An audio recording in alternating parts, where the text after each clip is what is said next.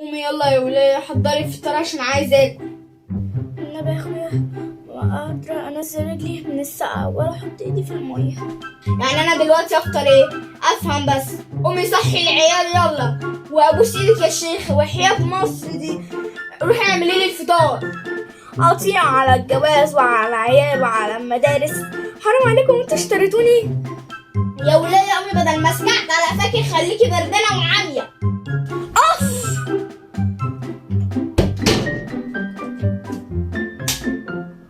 انت يا زفت، انت زفت، اتفضلوا قوموا. انتوا يا هباب قوموا عشان تروحوا المدرسه.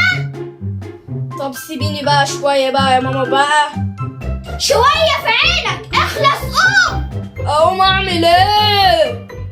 هتقوم تعمل ايه؟ قوم غور روح المدرسه. وانت يا زفت قومي.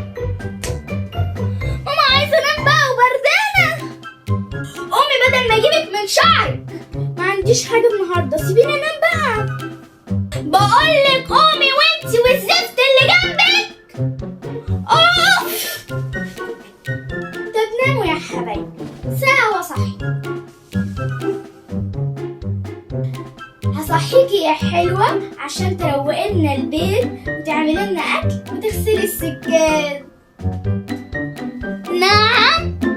وانت يا امور هتنزل تجيب التموين من عند خالك. نعم. وتعدي على عمتك تجيب منها فلوس الجمعية، وانت راجع تروح عند السوبر ماركت تجيب لنا طابو. يا وليه خلصت الفطار ولا لسه عايزة اروح الشغل؟ يا اخويا اصبر لما اصحي العيال الاول. ايه ده؟ اصل ماما افتكرت ان انا عندي امتحان النهارده، لو ما رحتش هسقط واعيد السنة.